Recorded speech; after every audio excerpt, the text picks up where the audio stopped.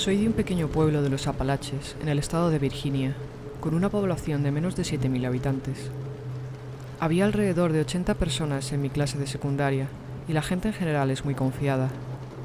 Esta historia tuvo lugar hace poco menos de un año.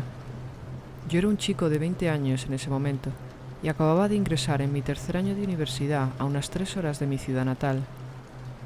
En el instituto tenía un grupo estrecho de amigos. Éramos un grupo de 8 chicos. Como ocurre siempre, las cosas cambiaron cuando fuimos a nuestras respectivas universidades. Perdí el contacto con muchos de ellos, pero mantuve el contacto con 2, Mac y Devon. Un lunes, en el mes de septiembre, recibí una llamada de mi madre contándome que el padre de Devon había muerto en un accidente de coche de camino al trabajo. Fue una colisión repentina pero letal con un camión semirremolque. La familia de Devon no era de la zona. Se había mudado a mi ciudad durante el instituto porque su padre había conseguido un trabajo allí. Al no tener familia y un grupo disperso de amigos, no tenía muchas personas en las que apoyarse durante este tiempo. Mac me contactó y quería saber si planeaba asistir al funeral, que estaba planeado para el viernes por la mañana. Tenía una clase importante el viernes por la tarde, pero le dije que iría esa noche para mantener entretenido a Devon. Mac hizo el viaje de 6 horas desde su universidad para asistir al funeral, y yo llegué a la ciudad más tarde esa noche. Decidimos que los 3 pasaríamos unas horas en la casa de Mac. Solo íbamos a pasar el rato, y Mac y yo estábamos decididos a distraer a Devon en la medida de lo posible.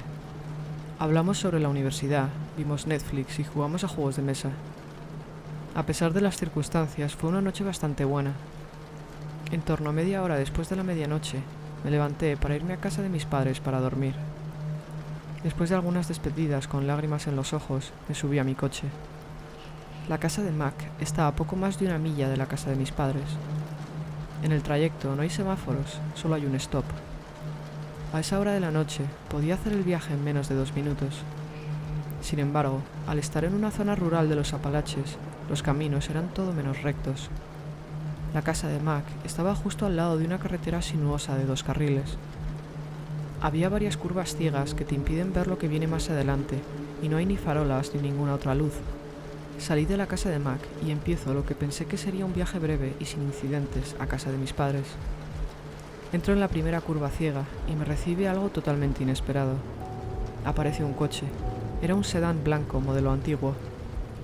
Está mitad en mi carril y mitad fuera de la carretera. Tengo que desviarme rápidamente para evitar golpearlo, y me doy cuenta de una figura que agita los brazos mientras piso los frenos a fondo. Termino parado a un lado de la carretera. No hay arcén, por lo que mi coche está parado entre la carretera y el césped, a unos 30 metros más allá del otro coche. En este punto, debería haber seguido y llamado a la policía para pedir ayuda, pero no lo hice. Ignoré ese sentimiento en mis entrañas de peligro. Estacioné mi coche y abrí la puerta. Salí e inmediatamente me di cuenta de los daños del vehículo. La parte delantera tenía daños graves. No había otros coches alrededor, así que concluyo que el conductor debía haber chocado con un árbol o algún animal. Sin embargo, está todo muy oscuro, así que me cuesta entender exactamente qué había pasado. Por la luz roja emitida por mis luces traseras, veo a la figura acercándose a mí. Era un hombre de unos 50 años, con pelo y barba canosos. Vestía unos pantalones vaqueros, una camisa gris bastante sucia y una gorra de béisbol. «Gracias por parar, necesito algo de ayuda», empezó diciéndome el hombre. «¿Qué ha pasado exactamente? ¿Quieres que llame a alguien?», le pregunté. «No, intenté llamar a mi hermano, pero no me lo cogió. Vive justo al final de la calle», me dijo él. «Vaya, ¿quieres que llame a la policía?», le pregunté. No, por favor, no llames a la policía. Solo necesito que alguien saque mi coche de allí», dijo él mientras señalaba al borde inclinado de la carretera. «Necesito a alguien con un camión. Mi hermano tiene uno», continuó diciendo. Se acercó a mí y empecé a distinguir más sus rasgos.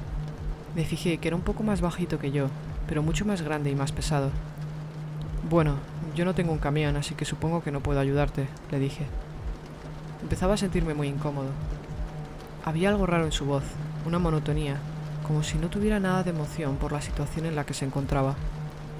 Siguió acercándose hacia mí mientras empecé a caminar hacia la puerta de mi coche. «Llévame a la casa de mi hermano, por favor.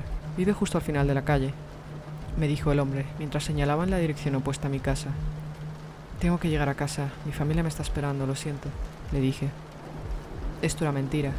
Todos en mi familia llevarían durmiendo durante horas y yo todavía estaba en la casa de Mac, por lo que ellos sabían.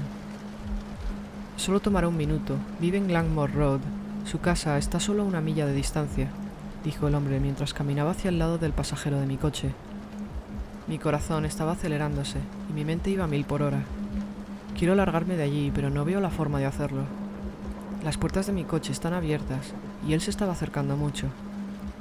Aunque me esforzara por ir lo más rápido posible, no me daría tiempo a entrar y cerrar las puertas antes de que él abriera la del copiloto. Y tampoco podía arrancarlo y alejarme antes de que él entrara. Viendo que no tenía muchas opciones, decidí ir por la ruta cordial. Conocí a Langmore Road.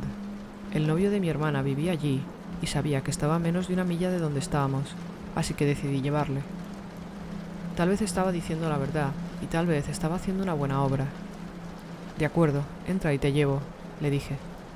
Cuando entré en el coche, como las puertas estaban abiertas, las luces interiores de mi coche estaban encendidas y pude verle bien por primera vez. Estaba sucio, muy sucio.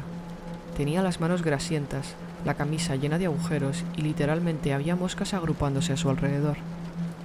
Mi coche instantáneamente olía a sudor y a olor corporal. Sentí un arrepentimiento inmediato. Estaba claro que era una idea horrible. Mis padres me habían enseñado sobre esto. Mi madre en concreto era adicta a las series de criminales y siempre me advertía sobre situaciones como esta. El hombre cerró la puerta y las luces del interior se apagaron. Hice un cambio de sentido y empecé a dirigirme hacia Langmore Road. El hombre insistió en hablar conmigo durante el trayecto. Me preguntó mi nombre, dónde vivía, que a qué me dedicaba y otras cosas, pero evité responder a las preguntas que considero demasiado personales, porque no quería que él supiera demasiado de mí. Empecé a tener la clara sensación de que algo andaba mal con él. Hablaba sin emoción ni ningún tipo de inflexión en su voz. A veces le costaba pronunciar las palabras y me daba la impresión de que hubiera tomado alguna sustancia, legal o ilegal. Estamos entrando en Langmore Road cuando empieza a decir lo mucho que le gusta mi coche. Mi coche es de una marca extranjera, en un modelo bastante bonito, que mis padres compraron cuando cumplí los 16 años. El hombre está entonces frotando con su mano grasienta el salpicadero de mi coche. Este es un buen coche, muy bonito. Mataría por tener un coche como este, dijo el hombre con mucha seriedad. No lo tomé inmediatamente como una amenaza, ya que no había absolutamente ninguna emoción en su voz, y es una expresión bastante común. Sin embargo, me estaba empezando a sentir muy incómodo. Cuando pasamos por la casa del novio de mi hermana, mi corazón se hundió. No había coches allí, no había ningún tipo de luz encendida. Estaba claro que no había nadie en casa. En ese momento, me sentí completamente solo y vulnerable. No podría pedir ayuda si la necesitaba. Cuando íbamos por la mitad de la calle, el hombre me dice que la casa de su hermano está a 1 milla más adelante. Le dije que pensaba que la casa de su hermano estaba a 1 milla de distancia de la carretera inicial, pero él me respondió que no, que se habría expresado mal y que estaba a 1 milla de donde estábamos ahora. Yo seguí conduciendo, pero mirando mi odómetro para ver si era cierto o no. Condujimos en silencio ese tramo. El hombre todavía estaba acariciando mi salpicadero, pero ahora en silencio. Avanzamos unos 3/4 de milla más por la calle cuando le pregunto que cuánto más. Creo que el hombre puede ver ahora que me estoy irritando. Sigue recto y gira ahora a la derecha, dijo el hombre. Me detengo en medio de la calle cuando llegó el giro. Estaba señalando a un camino de grava a la derecha. Apenas era lo suficientemente ancho para mi coche y subí hacia la montaña. Vive a 1 milla por este camino, dijo el hombre. De ninguna manera me iba a meter por ese camino de grava desolado y oscuro. En este punto, parecía que se estuviera inventando las indicaciones que me estaba dando. No había señales de vida allá arriba, y ya habíamos ido más lejos de lo que había dicho originalmente. No, hasta aquí llegamos, le dije. No, vamos hombre, casi estamos allí, solo sube por el camino, me respondió el hombre. Miré a mi alrededor y vi que no tenía muchas opciones de un arma para defenderme. No, creo que debes salir ya, le respondí.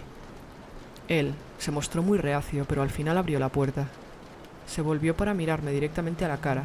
Estaba sonriendo, y sus dientes parecían como si no hubiera visto un dentista en toda su vida. Se inclinó hacia la puerta abierta y dijo: «Mi hermano se lo pasaría muy bien contigo». Cerró la puerta de golpe y yo pisé el acelerador para salir de allí corriendo. Era una calle estrecha, por lo que no pude dar la vuelta inmediatamente. Seguí subiendo la calle y di la vuelta en el camino de entrada de una casa. Cuando me acerco con el coche a donde había dejado al hombre, veo que no se ha movido en absoluto.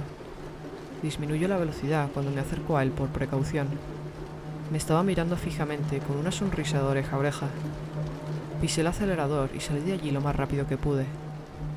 Mientras me alejaba, podía distinguir que había comenzado a caminar, pero no por el sendero de grava, sino en mi dirección, hacia la carretera donde había dejado su coche.